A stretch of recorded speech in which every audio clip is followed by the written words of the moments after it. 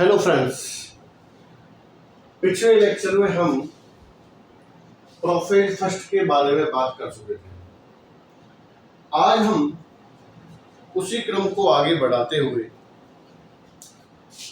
ये लास्ट की स्टेज थी प्रोफाइल फर्स्ट की डायकाइनेसिस, और इसी को आगे बढ़ाते हुए आज हम metaphase first, metaphase second and metaphase first, anaphase first and telophase first के बारे में देखेंगे। और उसके बाद हम जिक्र करेंगे मियोसिस सेकंड। तो ये लास्ट वाला जो डायग्राम है, मैं इसको रख रहा हूँ, बाकी सबको मैं डिलीट कर रहा हूँ। ये सब हम पढ़ चुके हैं।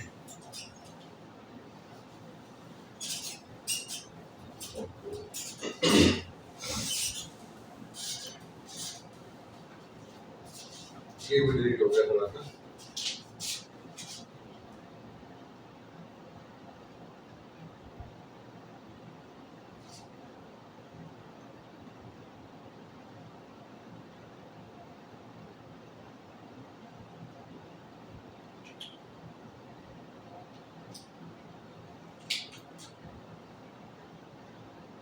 ये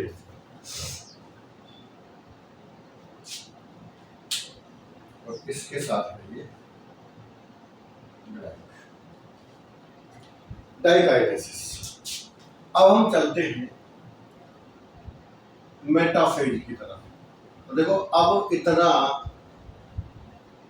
ज्यादा कुछ बताने की आवश्यकता नहीं है, क्योंकि अगर आप माइटोसिस यानी कि पिछले लेक्चर को देखते देखते जब यहाँ तक पहुँच जाएंगे तो आपके माइंड में एक इमेज सेट हो जाएगी कि सेल डिवीजन आखिर ऐसे होता है।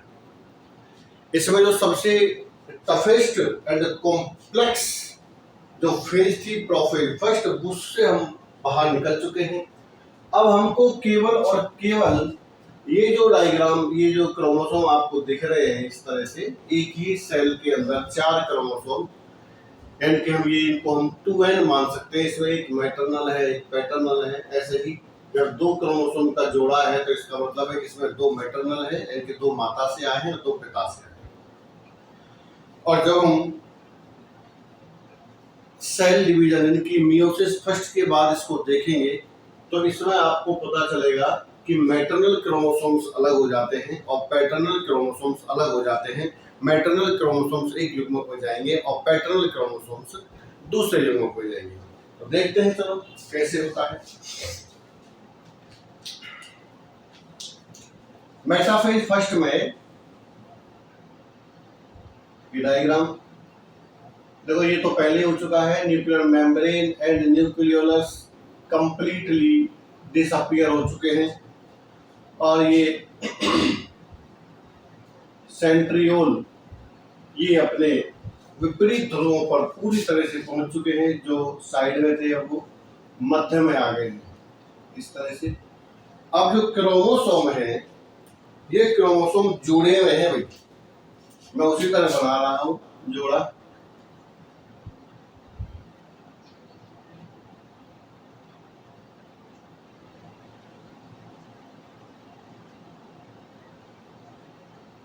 क्रोमोसोम जोड़े में है, ठीक है।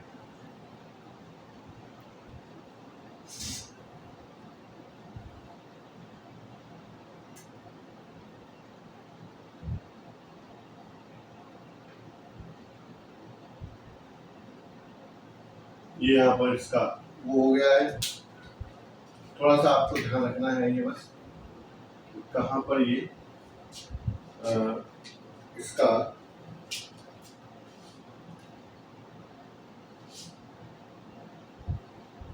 एक्सचेंज हुआ है। दूसरा जोड़ा ये है,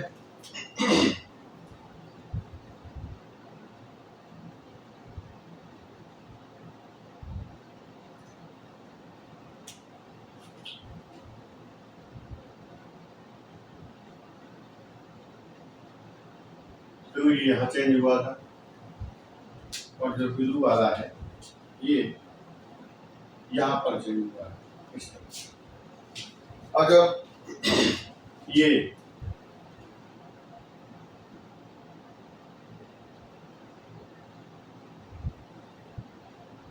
तर्कु तंतु जो निकलते हैं, ये तर्कु तंतु इस प्रकार से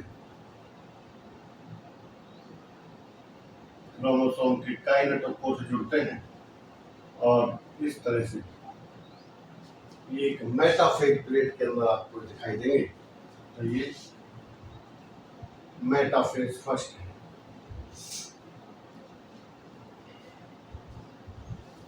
तर्कु तंतु कंप्लीटली पूरी तरह से क्रोमोसोम की काइनेटोकोर पर जुड़ जाते हैं और अब एनाफेज के अंदर देखो अब क्या है कि धीरे धीरे ये तर्कु तंतु पीछे की तरफ खिसकेंगे। ये एनाफेज का डायग्राम।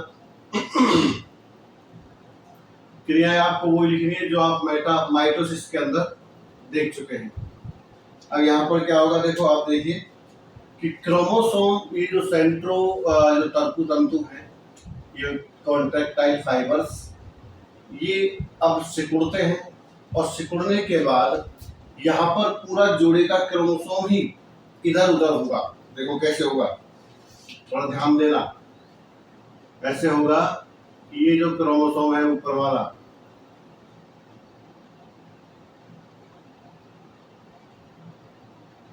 इस तरह से जाएगा और नीचे वाला जो क्रोमोसोम है ये इस तरह से हो जाएगा। यानी कि जब खींचेंगे ना इनको, तो इनकी जो भुजा है ये ऊपर नीचे हो जाएगी इस तरह से। यहाँ पर है ये exchange, this is exchange of chromosome fragment. Then red वाला इसी तरह से हो जाएगा।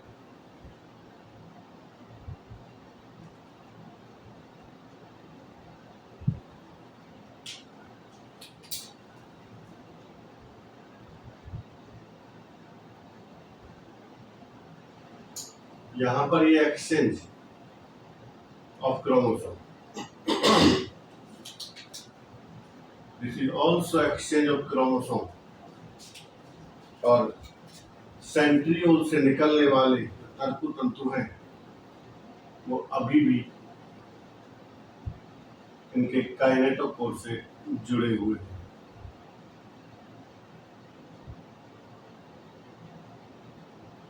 इस तरह से दिस इज एनाफेज। अब एनाफेज में होता ये है भाई कि क्रोमोसोम जो है ना वो जो सेपरेशन हो गया है, जो पहले पेयर्ड में थे वो अब सेपरेट हो गए हैं और सेपरेट होने के बाद अब ये क्रोमोसोम अपने अपने पोल की तरफ मूवमेंट कर रहे हैं, खिसक रहे हैं। लास्ट में जब ये पूरी तरह से डेवलप एनाफेज फर्स्ट जो है अपने अंतिम चरण में होगी, उस समय ये जो क्रोमोसोम है ये बिल्कुल यहाँ पर पहुंच जाएंगे, ये दोनों क्रोमोसोम यहाँ पर आ जाएंगे। तो इस चीज को न बनाते हुए ये मैं माइटोसिस में ढंग से बना चुका हूँ। लास्ट में एक डायग्राम और बनाता हूँ जिसका नाम है टीलोफेज फर्स्ट, क्योंकि ज्यादा नहीं खींचना है। आप जब वहां से पढ़ के यहाँ तक आएंगे धीरे धीरे करके, तो आपके सब समझ में आ जाएगा कि क्रोमोसोम किस प्रकार से आया था। तो टीलोफेज में भी वापस से वही कहानी होती है कि दोबारा से अब यहाँ पर दो केंद्रक यानी कि दो गुणित केंद्रकों का निर्माण हो जाता है। एक ये बन जाएगा और दूसरा बन जाएगा ये। ठीक है। अब क्रोमोसोम देखो क्या हुआ है, क्रोमोसोम का परिवर्तन हुआ है। यहाँ पर 4 क्रोमोसोम थे, मैंने आपको बताया था, और अब ये यहाँ पर आपको केवल 2 ही क्रोमोसोम दिखाई देंगे। एक तो ये ब्लैक वाला जिसके साथ ग्रीन कलर का ये एक्सचेंज हुआ था, एक रेड जो इसके अंदर आया है,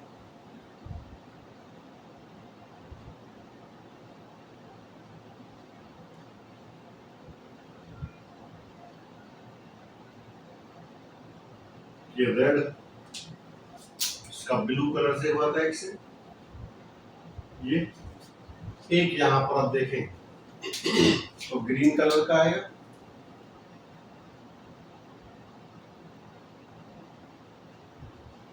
जिसमें एक्सचेंज हुआ है ब्लैक वाले से,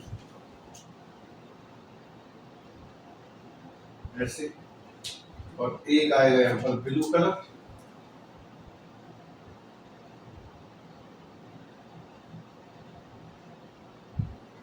जिसका एक्सचेंज हुआ रेड से,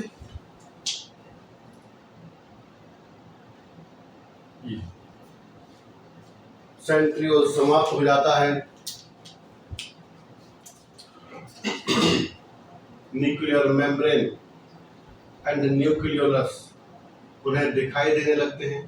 this is nucleolus, this is nucleolus.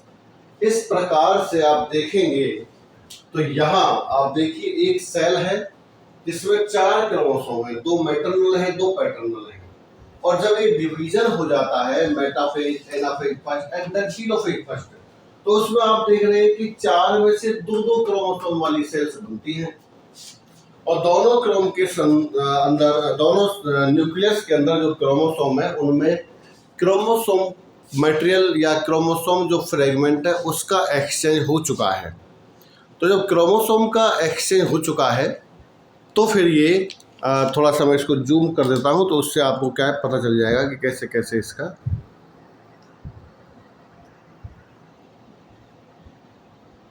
देखो यहाँ आपको क्लियर दिखाई दे रहा है कि कैसे कैसे इनका एक्सचेंज हुआ है।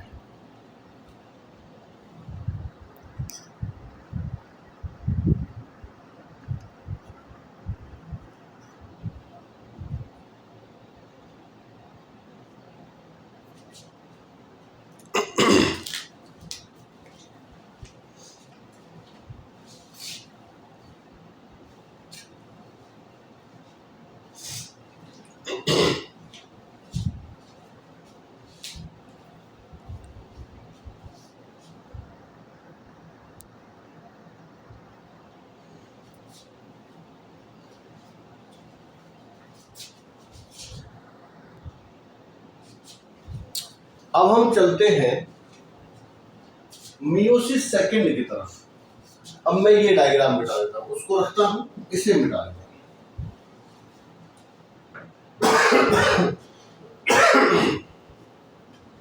अब हम बात करेंगे मियोसिस सेकंड। तो देखो मियोसिस सेकंड में भी वही अवस्थाएं आएंगी, prophase second, metaphase second, anaphase second, then telophase second. और जो मियोसिस सेकंड है ये माइटोसिस के समान होता है,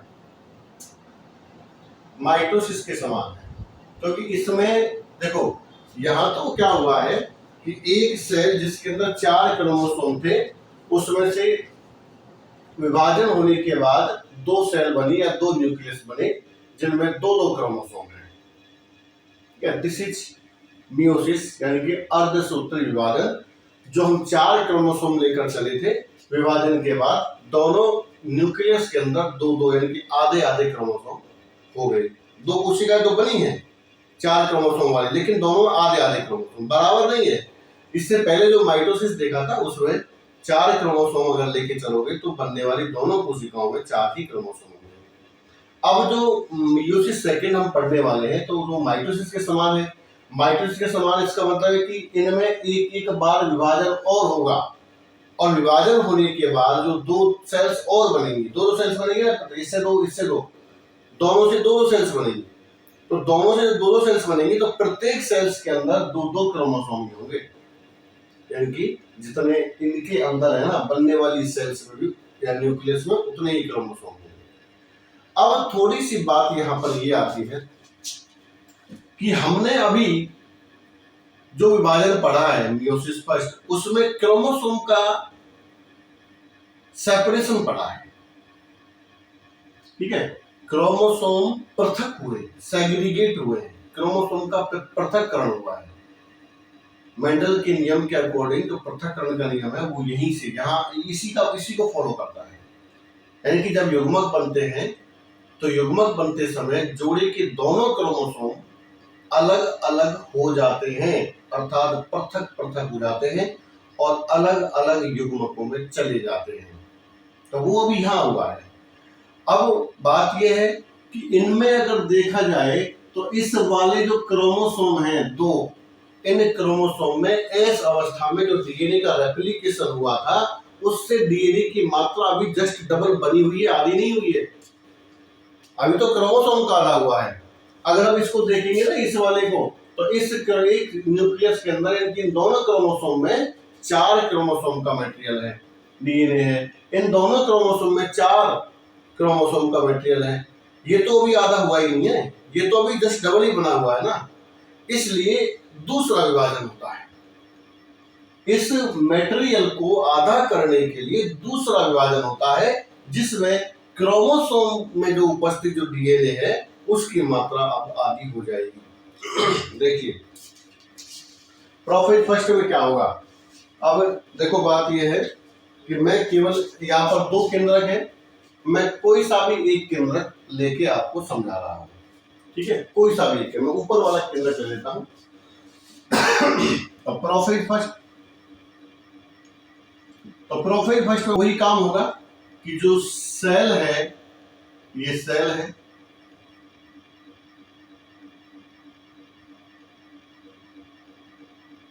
इसमें चलो 2 ही ले लेते हैं, दोनों को साथ साथ ले लेते हैं। चलो ये सेल है, तो लंबाई बढ़ा देते हैं इस तरह से। और इसमें जब प्रोफेज फर्स्ट सेकंड आती है तो प्रोफेज के अंदर देखो nuclear membrane and nucleus disappear होते हैं। क्रोमोसोम का जो क्रोमेटिन धागा है जो उसके अंदर थोड़ा सा अभी लोगों ने स्पष्ट दिखाया है, लेकिन ये बाद में बिल्कुल धागे के समान हो जाता है। तो वो जो है थोड़ा सा स्पष्ट छोटा मोटा कंडेंसेशन हो जाता है, स्प्लिटिंग ऑफ क्रोमोसोम वो हो जाती है। तो वो सब हमको यहाँ पर दिखाई देती है, लेकिन मैं यहाँ पर सीधा सीधा बना लेता हूँ क्योंकि ये हम डिटेल से पढ़ चुके हैं। ये टूट चुकी है, इधर से ये भी टूट चुकी है, और जो न्यूक्लियोलस है वो भी टूट चुका है इस तरह से, ऐसे। सेंट्रियोल्स भी दिखाई देते हैं, एक इधर इधर इस तरह से सेंट्रियोल्स दिखाई देते हैं। अब क्रोमोसोम का क्या हो रहा है वो देखिए। मेन चीज यहाँ पर क्रोमोसोम देखो, ये वाला एक अपना क्रोमोसोम है इस तरह से, ये इसकी सेकंड भुजा ऐसे है ना। और इस समय जो मटेरियल चेंज हुआ है वो ये है, after the changing material, exchanging material, and the second जो है क्रोमोसोम वो अपना ये है, ये ब्लू वाला।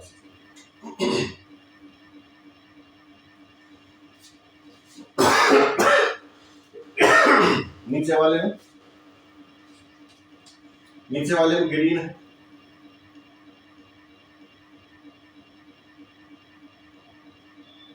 तो ग्रीन वाला ब्लैक से चेंज हुआ है।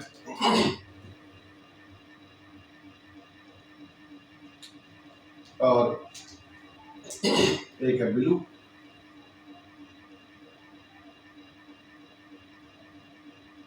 ब्लू वाला रेड से इस तरह, ठीक है। ये दोनों आ गए यहाँ पर भाई, जैसे टेलोफेज के अंदर मैंने यहाँ पर दिखाए हैं, तो ये सब जो है वो मटेरियल हमारा प्रोफेज सेकंड में हो जाता है। देखो मैं इसको थोड़ा रिकॉर्ड कर देता हूँ आपको कि जब ये सेल पूरी तरह से डेवलप हो जाती है तो इसमें न्यूक्लियस बन जाता है, न्यूक्लियर मेम्ब्रेन बन जाती है, और जो क्रोमेटिन मटेरियल है वो आफ्टर टेलोफेज इस तरह से हो जाता है। लेकिन वापस से जब प्रोफेज आती है तो फिर दोबारा से ये ऐसे हो जाता है। ये प्रोफेज सेकंड है।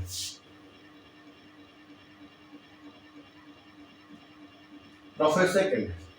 उसके बाद जब मेटाफेज सेकंड आती है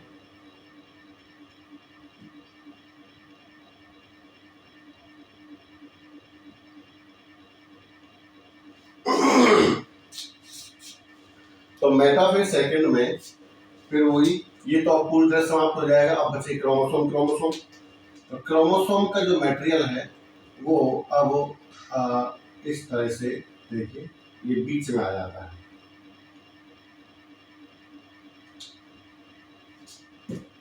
थोड़ा सा ऊपर बनाते हैं।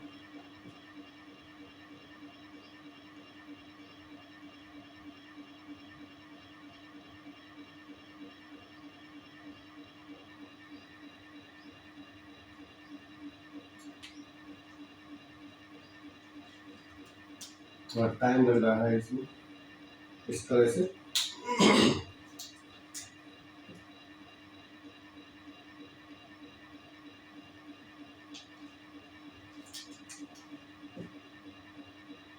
बिल्कुल।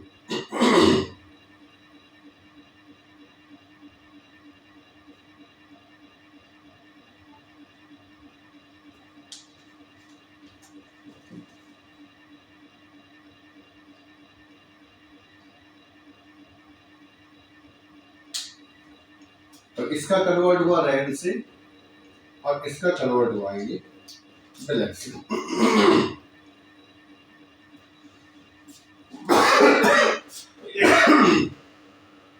एक हाइपोथेटिकल लाइन हम यहाँ पर बना लेते हैं इस तरह से। तो जो क्रोमोसोम के जो इस तरह से ये जो तंतु में ये जुड़ जाते हैं काइनेटोकोर से इस तरह से, और एक तंतु यहाँ पर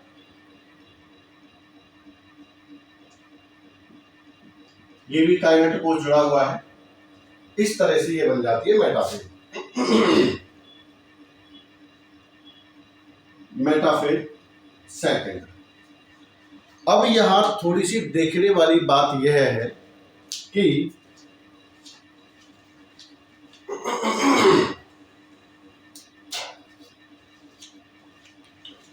कि अब क्रोमोसोम का जो गुणसूत्र बिंदु है यानी कि सेंट्रोमियर है वो टूटेगा। अब देखो मैं यहाँ पर एक हल्का सा वो बनाता हूँ, मैं एक डायग्राम। सपोज मान लो एक ये क्रोमोसोम की भुजा थी, एक ये है इस तरह से, ठीक है, एक भुजा, यानी कि ये इसका सिस्टर क्रोमेटिड ये है। तो सिस्टर क्रोमेटिड में अगर हम देखें तो यहाँ पर एक्सचेंज हुआ है।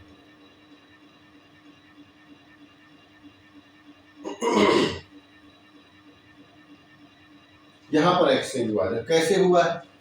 ग्रीन वाले से हुआ है। तो देखो ये जो ये हो गया एक्सचेंज, ये हो गया, ये हो गया एक्सचेंज।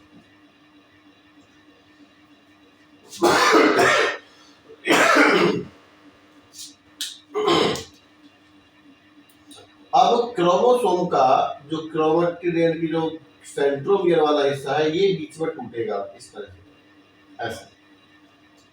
तो ये क्रोमोसोम इसके साथ इनकी एक युग्मक में और ये क्रोमोसोम दूसरे गेमेट में युग्मक में चला जाएगा, यानी कि अब ये सेपरेट होते हैं। तो आफ्टर सेपरेशन अब इससे भी एक क्रोमोसोम बनेगा और इससे भी एक क्रोमोसोम बनेगा। तो देखो कैसे बनेंगे, मैं आपको बताता हूँ कि जैसे ये जो क्रोमेटिड है इसके अंदर भी एक क्रोमोसोम को बनाने का मटेरियल है इस तरह से। तो इससे तो क्रोमोसोम बनेगा ऐसे बिना किसी एक्सचेंज मटेरियल के, ऐसे। और जो दूसरा क्रोमोसोम, ये दूसरा क्रोमेटिड है, इससे बनेगा विद एक्सचेंज।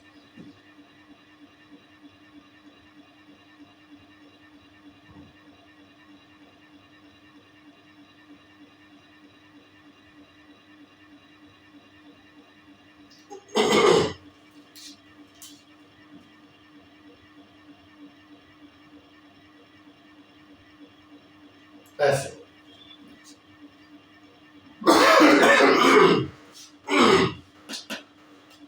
तो एक क्रोमोसोम आप देख रहे हैं कि ये जो क्रोमोसोम बना है, ये क्रोमोसोम बना है अपने या तो मैटरनल के हिसाब से या अपने पैटर्नल के हिसाब से, यानी कि जैसा जनक के अंदर था ये वैसा ही है।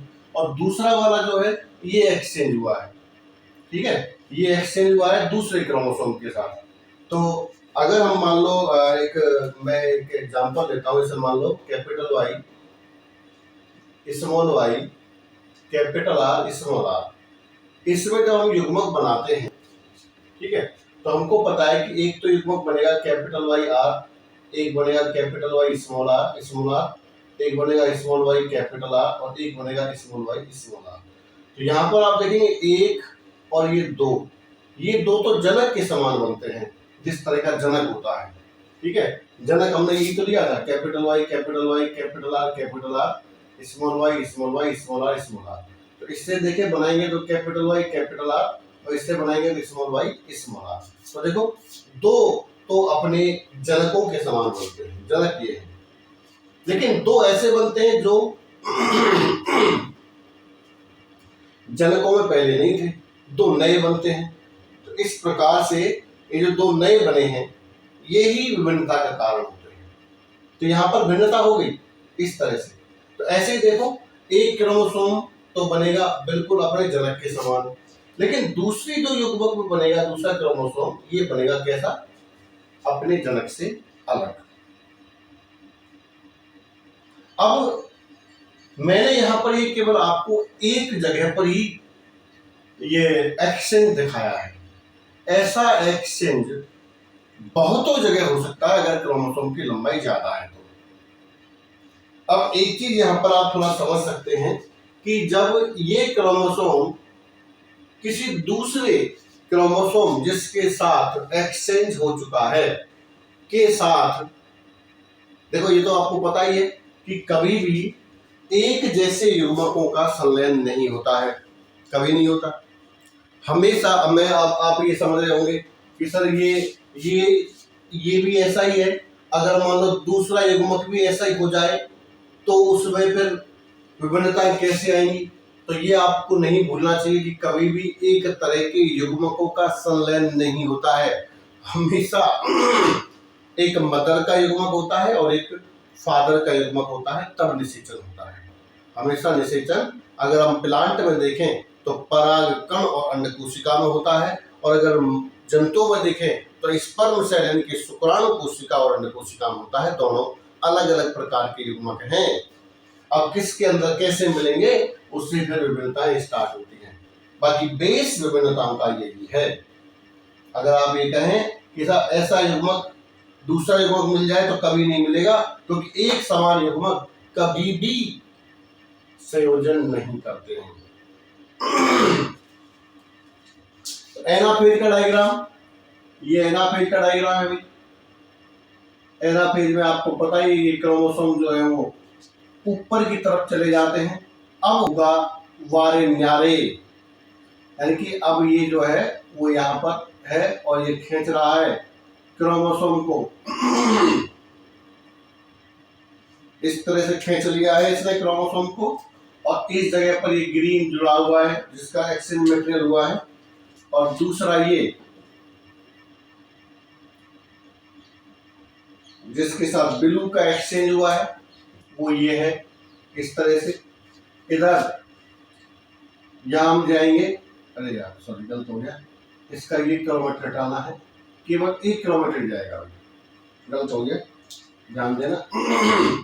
तो अब सेपरेशन होगा ना क्रोमोसोम का, तो क्रोमोसोम जो सेंट्रोमियर से टूटेगा तो ये आधे आधे यानी कि क्रोमेटिड जो है वो जाएंगे। यहाँ पर एक्सचेंज ऑफ क्रोमोसोम ये हो गया, और दूसरे वाले में रेड, तो रेड वाले में इस तरह से ये ब्लू का एक्सचेंज हुआ है, ब्लू। ठीक है, नीचे वाले में ऐसे ही होगा अगर देखें तो। यहाँ पर ये अभी भी जुड़े हुए हैं इस तरह से सेंट्रोमियर, ये हाइपोथेटिकल लाइन, इधर ये सेंट्रियोल। अब यहाँ पर हम देखें तो ये ग्रीन और ये ग्रीन, और इधर से ये कंप्लीट ग्रीन, और यहाँ पर इसके साथ एक्सचेंज ऑफ मटेरियल हुआ है इस तरह से, और इधर ब्लू,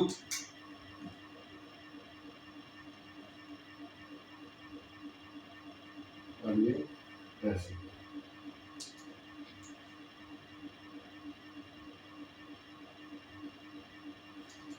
कोई से वाले में ये लगा दिया हमने और ये आपस में तंतु तंतुओं से अभी जुड़े हुए हैं।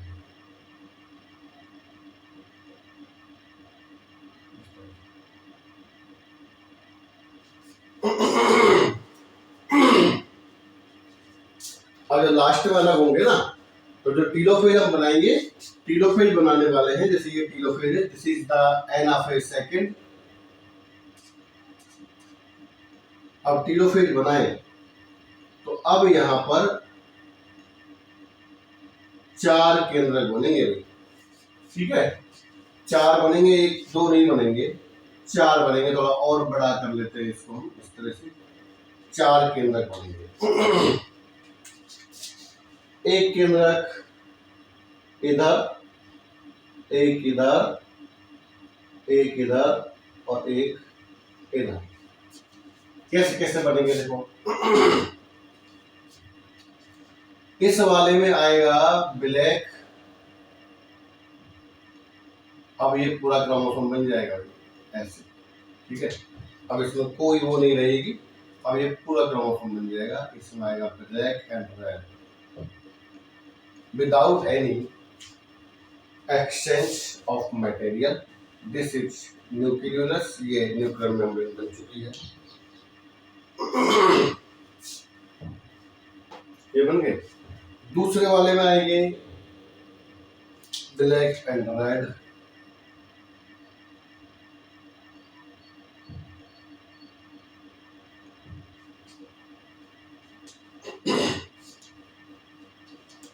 इसमें एक्सचेंज हो चुका है इस तरह से। रेड वाले में भी एक्सचेंज हो चुका है।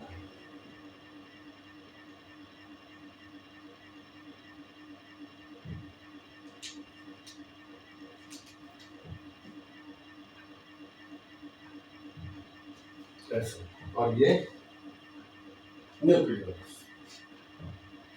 इधर वाले में अब ये जाएंगे, देखो एक में जाएगा ग्रीन और ब्लैक,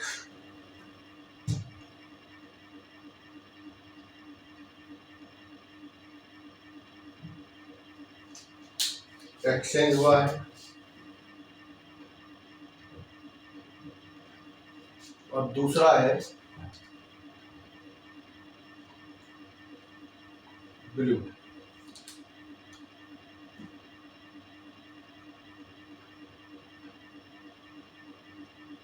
इसमें कोई एक्सचेंज नहीं है। और दूसरे वाले में केवल ग्रीन,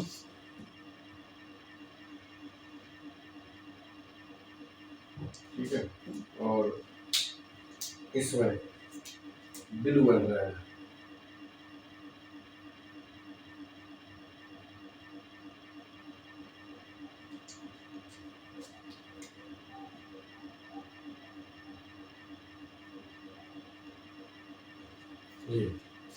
दिस इज टीलोफेज। और ये हाइपोथेटिकल लाइन, इसलिए 4 भागों में जाते हैं। Telophase second. अब इन डायग्राम से क्लियर हो रहा है कि किस तरह से टीलोफेज सेकंड तक आते आते और क्रोमोसोम का बंटवारा इस तरह से हो जाता है कि हम एक सेल में 4 क्रोमोसोम लेकर चले थे, ठीक है। ऐसी अवस्था में उन 4 क्रोमोसोम में डीएनए का दुगना हुआ, अर्थात 8 क्रोमोसोम का डीएनए हुआ। और पहली बार जब टीलोफेज फर्स्ट तक पहुंची, यानी कि मियोसिस फर्स्ट हुआ, तो प्रत्येक सेल में आधे आधे क्रोमोसोम अर्थात 2 क्रोमोसोम हो गए। इसका मतलब है कि 4 क्रोमोसोम का मटेरियल हुआ।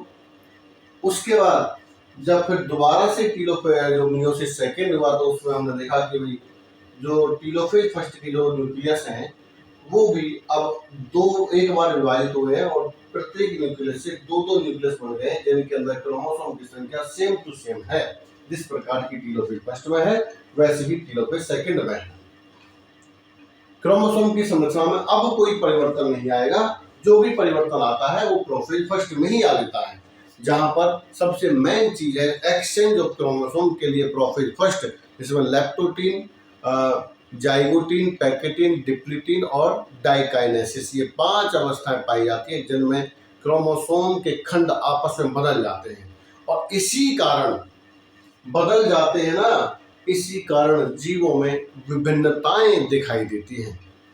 अब आपका, अगर अब मैं क्वेश्चन कहूं तो क्वेश्चन ये है कि आपको एक डिफरेंस निकालना है, डिफरेंस लगाना है माइटोसिस में और मियोसिस में क्या क्या अंतर है। ये आपके लिए होमवर्क है। ओके, ये था मियोसिस, तो सेल साइकिल हो गया है, माइटोसिस हो गया है, मियोसिस हो गया है। अब हम पढ़ेंगे कि नेक्स्ट जो अपना सिलेबस के अकॉर्डिंग है वो है नेक्स्ट चैप्टर क्रोमोसोमल अबेरेशंस या गुणसूत्रीय विपथन। क्रोमोसोम की संख्या में संख्यात्मक और संरचनात्मक परिवर्तन हो सकते हैं और उनके क्या क्या इफेक्ट होंगे वो सब हम यहाँ पर पढ़ेंगे। तब तक आप वीडियो को देखिए, लाइक कीजिए, कमेंट कीजिए, शेयर कीजिए, सब्सक्राइब कीजिए। Thank you very much.